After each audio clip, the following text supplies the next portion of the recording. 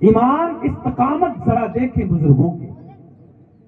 سرکار غوث پاک فرماتے جو ہی میں نے نیت باندھی نا، نیت کی تو ایک بڑا صاف منہ کھولے ہوئے میرے سجدے کی جگہ پر آ کر بیٹھ گیا اور میرے سامنے اس نے منہ کر لیا، منہ کھول لیا. بڑا صاف زہریلا صاف منہ سرکار غوث پاک کی طرف کر دیا سجدے کی جگہ. سرکار غوث پاک فرماتے ہیں میری نگاہ تو سجدے کی طرف تھی، میں نے قرآن کی تلاوت کی. نماز پڑھ نماز توڑ تو نہیں سکتا، قرآن پڑھا پھر رکوع کیا، اور جب سجدے میں جانے کی باری آئی تو میں نے ہاتھ سے اشارہ کیا، اس کو سائیڈ میں کیا، سجدہ کر لیا، نماز مکمل کر لی. نماز مکمل کرنے کے بعد دوسرا دن ہوا تو میں نے دیکھا کہ ایک ایسا بڑی بڑی آنکھوں والا انسان میرے سامنے آیا، ڈراؤنی شکل والا، بڑا قد اس کا. سرکار غوث پاک فرماتے ہیں کہ یہ کوئی عام انسان تو نہیں ہے، یہ جنات میں سے. تو اس نے آ کر کہا کہ اے عبد القادر، میں نے ایک سانپ بن کر نہ جانے کتنی لوگوں کے استقامت میں دخل دی. اور سرکار غوث پاک فرماتے ہیں کہ وہ سانپ جو ہے نا، کہ جب میں سجدے میں گیا نا تو میرے ایک آستین میں داخل ہوا اور میرے گلے میں آ کر لپٹ گیا اور پھر دوسری آستین سے وہ نکل گیا. ہم جب نماز پڑھنے جاتے نا، اگر چھپکلی اگر آ جاؤ نا چھپکلی، تو آدمی کے جو ہے نا نمازیں ٹوٹ جاتی ہے، آدمی کا خیال بھٹک جاتا ہے. سانپ تو نظر آ جاؤ تو آدمی کا وضو ٹوٹ جاوے، نماز کی تو بڑی دور کی بات ہے. حالات یہ ہیں کہ ہماری استقامت، ہماری عبادت کا حال یہ ہے کہ اگر کوئی چیز نظر آ جائے تو بھٹ سے ہمارا خیال بھٹک جاتا ہے. لیکن غوث اعظم دستگیر کی استقامت ذرا دیکھو. کہتے ہیں کہ مجھے سانپ آیا، میرے گردن میں لپٹ گیا، میری آستین میں داخل ہو گیا، کتے میں سے اندر سے باہر نکل گیا اور مجھے خبر تک نہ ہوئی. فرماتے ہیں اللہ نے مجھے ایسی استقامت عطا فرمائی تھی. اور وہی سرکار غوث پاک جو 20 سال تک جنگلات کے اندر بغیر پیاسے، بغیر پانی پیے، بغیر بھوک کے اپنی زندگی کو گزارا. ولایت کو یوں ہی نہیں ملتی ہے. لوگ کہتے ہیں یہ بابا ہمارے تو یہاں کیا ہوتا ہے، فرضی بازار بنا کر پیسہ بنا دیتے ہیں. آج کل تو کنبا بنا کر بھی ہمارے باباؤں کا قربان، یہ داداؤں کا قربان، یہ بھی بازار میں بغیر جو ہے تحقیقات کے ہم نے مزاریں بنا دی، اس بنانے شروع کر دی. ولایت یوں نہیں ملتی ہے. تحقیق کرو کہ جانے والا نماز پڑھتا کہ نہیں کرتا. جو نماز نہیں پڑھتا وہ ولی کیسے ہو سکتا ہے؟ دیکھو سرکار غوث پاک نے کبھی نمازیں چھوڑی ہے؟ دین کی باتوں پر عمل کرنا، سنت مصطفیٰ صلی اللہ علیہ وسلم پر قائم رہ جانا، یہ سمجھ لوگ سب سے بڑے ولی کی نشانی یہ ہے کہ جو نبی کریم علیہ السلام کی سنت پر عمل کرتے ہیں. یہ سب سے بڑی ولایت کی نشانی ہے. میرے بھائیوں، سرکار غوث پاک فرماتے ہیں 40 سال میری زندگی کا ایسا عرصہ نکلا کہ رات کو میں عشاء کی نماز پڑھ کر عشاء کے لیے جو وضو کرتا تھا نا، وہ نماز فجر تک میرا قائم رہتا تھا. اس وقت تک میں نماز فجر پڑھ لیا کرتا تھا. اور ایک دو دن کی بات نہیں ہے، 40 سال تک سرکار غوث پاک نماز عشاء کے وضو سے نماز فجر پڑھی ہے. تو پھر ان کی عبادتیں ذرا دیکھو، ان کی تقوی داری ذرا دیکھو، ان کی پرہیزگاری ذرا دیکھو. لیکن یاد رکھو میرے بھائی، ان کی زندگی کی پروٹوکول کچھ ہماری زندگی میں بھی ہم ڈالیں کہ سرکار غوث پاک کی زندگی ایسی تھی، وہ پیدائشی ولی تھے، انہوں نے بھی اللہ کی عبادت ریاضت کی، انہوں نے نبی کی سنت پر عمل کیا. ہمارے پاس تو ہے کچھ بھی نہیں، لیکن پھر بھی ہماری دیکھو غفلتیں ذرا دیکھو. ہم جاتے نماز جمعہ کے لیے مسجد میں، اور جاتے کس وقت؟ امام صاحب ابھی خطبہ پہ کھڑے ہو گئے، ہاں اب 5 منٹ باقی رہیں، امام صاحب خطبہ پہ کھڑے ہوں گے، بھاگتے دوڑتے جائیں گے ٹوپی لے کر، اللہ اکبر، کیا احسان کیا تم نے. اور 2 رکعت پڑھ کر ایسے بھاگتے ہیں جیسے کوئی امام صاحب پکڑ کے ان کو بیٹھا دیں گے. خدا کے لیے یہ مومن ہونے کی نشانی ہے. شرم آنی چاہیے. اور تمہیں رب تعالیٰ نے صحت دی، تندرستی دی، تمہیں رب تعالیٰ نے رزق دیا، اور اس رب کی عبادت کے لیے 2 وقت کا ٹائم نہیں تمہارے پاس، 2 منٹ کا ٹائم نہیں. بڑا افسوس تمہیں ہوتا ہے. جاؤ سکون سے آدھا گھنٹہ پہلے جا کر مسجد میں بیٹھ جاؤ. امام صاحب بیان کرے تو امام صاحب کی کچھ دین کی باتیں سنو. مسجد اللہ کا گھر ہے، کوئی بوجھ ہے تمہارے اوپر؟ اور جب نماز ہو جائے تو سنتیں کون پڑھے گا؟ کیوں چھوڑ کے آتے ہو سنت نفل؟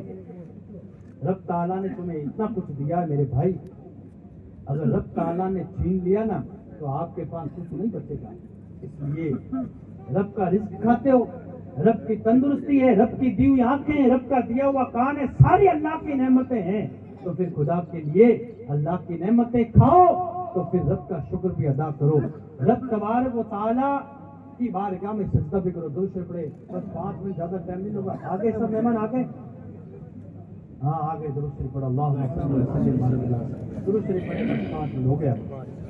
ہاں بے فکر ہو، 5 منٹ 11 منٹ بند کر دیں، کیونکہ دین کی باتیں ہمارے لیے بڑی بوجھ ہے، دین کی باتیں ہمیں بڑی مشکل لگتی ہے، اس لیے کہ اگر 5-10 منٹ زیادہ بھی ہو جائیں گے تو کوئی بات نہیں ٹوٹے گا، آپ بے فکر ہو۔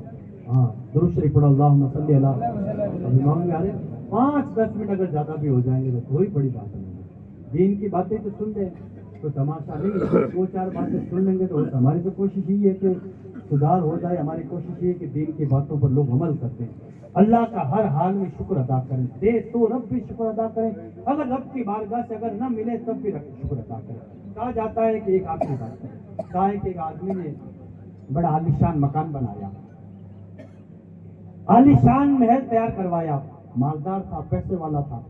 جب مکان اس کا تیار ہو گیا، مکمل طور پہ اس کی تعمیری کام ہو گیا، تو اب ظاہر سی بات ہے کہ اوپننگ ہوتی ہے، تو مکان میں لوگ جو ہے نا تاریخ فکس کرتے ہیں کہ فلاں تاریخ کو اوپننگ ہونی ہے مکان کی، مہمان بھی آتے ہیں، دعوتیں بھی ہوتی ہیں۔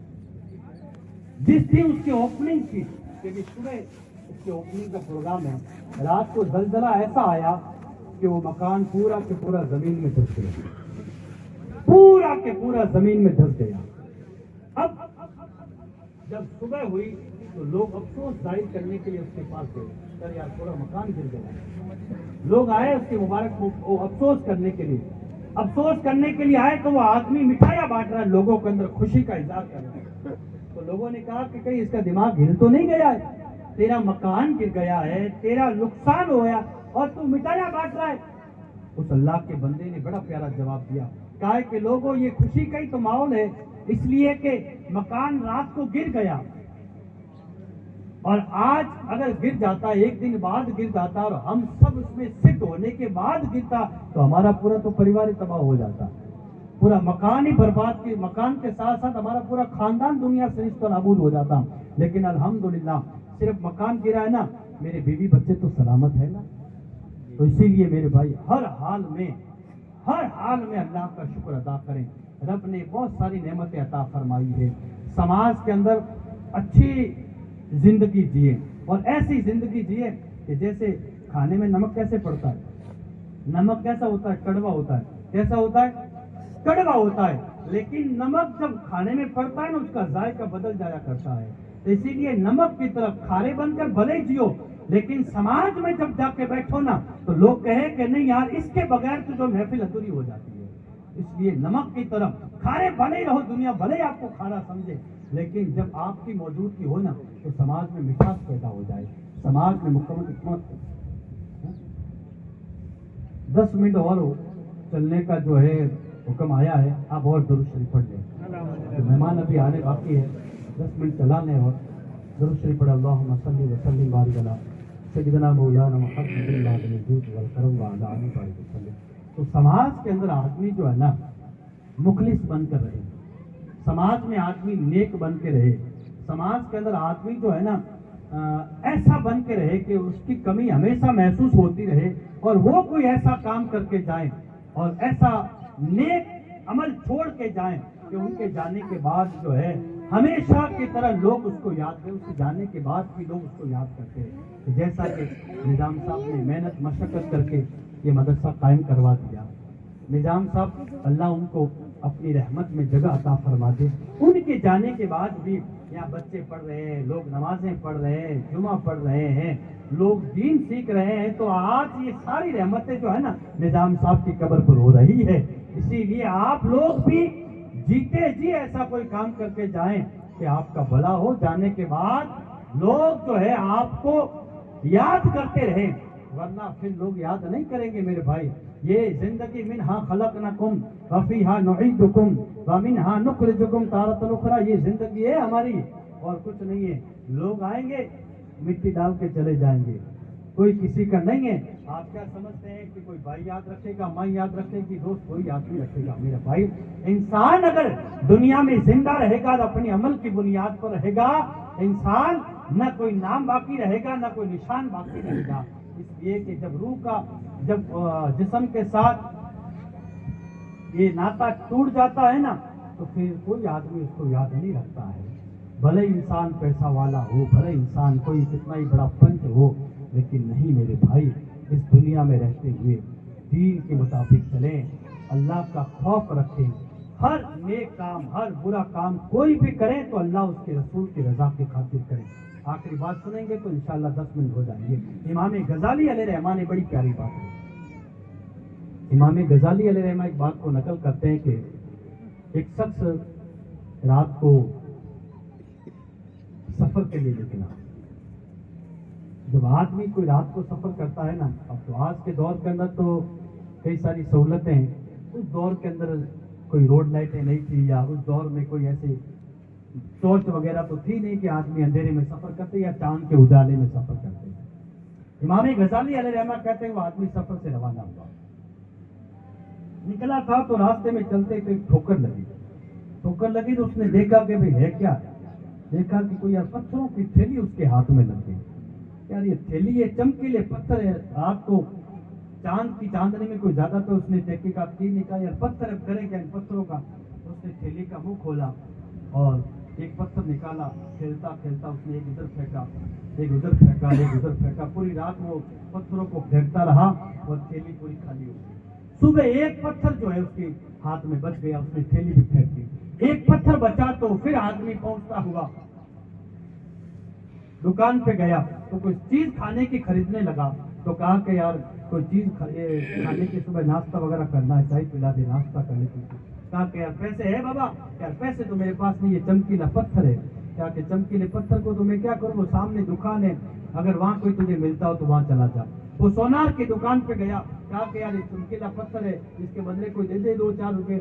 उसने सोनार था, जौहरी था, उसने नगीने की परख थी, उसने परख की और कहा कि यार ये तो बड़ा कीमती पत्थर है। उसने कहा अरे मेरी पूरी दुकान भी तू ले ले तब भी इसकी कीमत पूरी नहीं हो सकती है। इतना कीमती पत्थर तुझे कहाँ मिल गया, तुझे कहाँ मिल गया इतना कीमती पत्थर? कहा कि यार वो रोने लगा, सर पकड़ कर जो है रोने लगा और फिर बैठ गया अपनी जगह। सोनार ने कहा भी रोता क्यों है? कहा इसलिए रोता हूँ कि ये पूरे भरी हुई थैली थी, मैंने तो गफलत में सारी फेंक दी, एक बचा के रखा है। काश अगर पूरी थैली बची होती तो आज जो है मेरी किस्मत बदल जाया करती थी।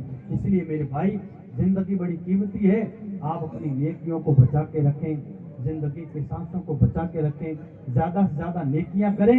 ये नेकियां, ये नेक अमल कयामत के अंदर बड़े महंगे हैं, बड़े काम आएंगे। अल्लाह करीम हम सबको नेकी के